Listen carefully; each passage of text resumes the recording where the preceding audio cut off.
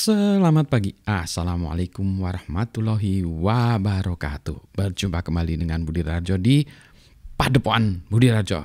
Kita mulai dengan ngopi dulu. Bismillah. Selalu kopinya enak.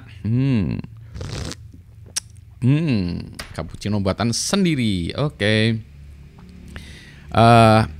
Ini pas masanya akhir perkuliahan ya, jadi samalah banyak mahasiswa sidang dan seterusnya gitu. Nah, dan juga banyak ini Desember ya, jadi akhir proyek-proyek dan pekerjaan-pekerjaan. Latar belakang pendidikan saya kan engineering ya, saya di elektro. Nah, engineering di elektro di TB. Sebetulnya yang pelajaran yang saya paling banyak dapatkan deh dari kampus itu, baik yang di Indonesia maupun di Kanada, adalah kalau engineering itu adalah bagaimana kita memecahkan sebuah masalah yang besar, kemudian kita membagi-baginya, ya, mengkompartmentalize ya. Jadi mengkotak-kotakkan ya, mengotak-ngotakkan itu ya, kotak-kotakkan gitu, kita bagi-bagi untuk memecahkan masalah itu ya menjadi beberapa masalah yang lebih kecil, sub masalah, sub task atau sub masalah. Kalau pekerjaan sub task, kalau masalah sub masalah ya, masalah yang lebih kecil. Kita pecah-pecahkan masalahnya itu menjadi masalah yang lebih kecil, sehingga kita lebih mudah memecahkan masalahnya itu. Nah, kenapa itu penting? Karena biasanya kalau kita punya masalah ruwet itu. Kalau satu masalah itu kusut, semuanya ada di situ, masalah semua ada di situ, kusut lah ya. Maka kita pecah-pecahkan masalahnya itu menjadi kecil. Contoh nih, kalau kita punya sebuah sistem ya, katakanlah sistem IoT gitu ya, maka kita pisahkan. Ini bagian apa nih? Bagian kita bicarakan apa nih? Masalah computingnya, ya, masalah computingnya, platformnya. Apakah kita mau pakai ESP? Apakah mau pakai Arduino, STM berapa ya? Terserah ya, STM32 gitu ya. Itu ya computing. Nanti kita juga tentang masalah network ya, network mau kita pakai WiFi, pakai Bluetooth, pakai LoRa atau pakai GSM, itu masalah connectivity-nya ya, masalah networking-nya.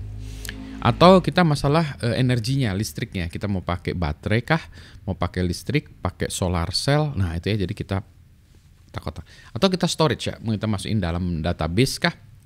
Maksudnya hard disk, SD card, atau nanti dikirim ke network, nanti soal disk tuh di cloud aja lah seolah-olah gitu ya kita bilangkan. Nah, itu adalah bagaimana kita memecahkan ya berbagai masalah menjadi masalah yang lebih kecil, sehingga kita pecahkan satu persatu. Sama juga kalau kita mengerjakan tugas akhir, skripsi, tesis juga sama ya, kita kotak-kotakkan dulu ini masalahnya apa ya. Jadi kita mencoba memecahkan masalah itu. Nah, ini hebatnya ya kalau orang-orang di dalam proyek ya, project management ya. Proyek itu kan sama juga ya. Proyek adalah bagaimana kita memecahkan satu pekerjaan itu menjadi berapa pekerjaan yang lebih kecil ya, subtask. Ini bagian apa nih? Oh, bagian membuat fondasinya. Ini bagian membuat dindingnya. Ini bagian membuat atapnya. Jadi kalau lagi membuat fondasi jangan mikirin atap dulu ya, jangan diskusinya. Maksudnya jangan kita concern terhadap atap. Karena ini lagi mikirin masalah, mari kita diskusikan soal fondasinya dulu. Nanti kalau kita mendiskusikan atap ya, mari kita diskusikan atap ya, supaya nggak acak-adut tadi. Sama juga ya di pekerjaan juga gitu. Ini pekerjaannya sedang mendiskusikan masalah dokumentasi, masalah analisis, atau masalah pencarian data, atau masalah apa. Itu pun bisa kita bagi-bagi ya. Misalnya kalau komputer itu ada sistem operasinya, ada infrastrukturnya ya, misalnya networknya, ada masalah aplikasinya ya, softwarenya, atau masalah akses kontrolnya, atau masalah apa. Jadi kita pisah-pisahkan sehingga lebih mudah ya, itu namanya mengkompartmentalize. Ini saya perhatikan ya, di kita kekurangan orang yang bisa memecahkan itu menjadi task atau pekerjaan task atau pekerjaan yang lebih kecil ya. Jadi itu kerjaan project manager ya, manajer proyek. Nah, itu yang memang susah. Mencari orang yang bisa memecahkan itu ya, memecahkan itu masalah menjadi lebih subtask gitu, menjadi lumayan beratnya. Nah, itulah sebabnya kalau kita bisa memecahkan itu, maka kita kemudian nanti bisa melakukan quote unquote ya, dalam tanda petik multitasking. Ya, sebenarnya bukan multitasking, satu tasking tapi giliran ya. Jadi ini dulu, ini dulu, ini dulu, ini dulu gitu. Gitu. Nah, biasanya juga didokumentasikan ya. Kalau saya menggunakan kertas, saya kotak-kotakin. Oh, ini apa, ini apa, ini apa. Pekerjaan juga gitu ya, kita kotak-kotakan nih pekerjaannya sedang bagian apa. Supaya lebih mudah aja ya. Supaya lebih clear ya di kepala kita. Masalah Indonesia juga sama nih. Misalkan masalah negara, masalah apa? Masalah kelaparan, kesejahteraan masyarakat, itu masalah apa ya? Masalah pangan, masalah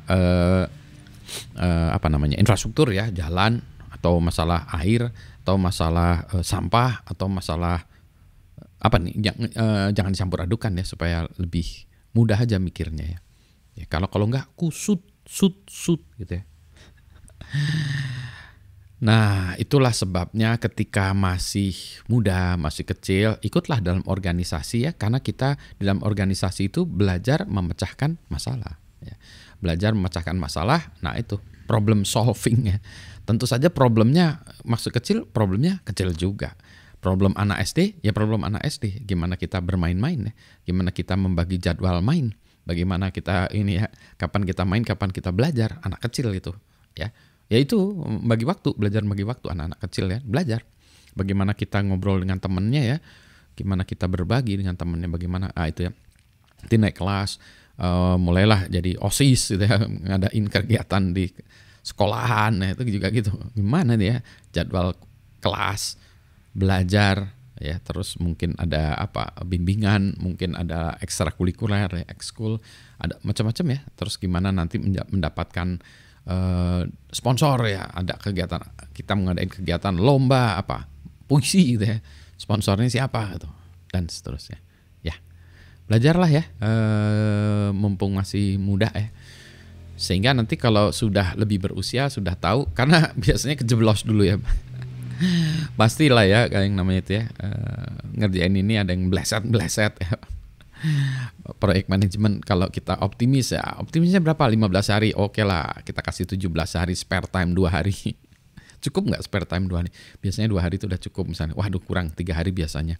Jadi oke lah kalau gitu ya, 18 hari. Atau juga kalau presentasi juga sama, oke, spare time kita 17 menit, spare time bisa maju 15 menit, bisa mundur 20 menit. Ini saya spare time harus ngopi dulu, buat video juga sama ya, harus mengopi dulu supaya kopinya tetap panas. Yang penting sehat semuanya ya. Selamat pagi, assalamualaikum warahmatullahi wabarakatuh.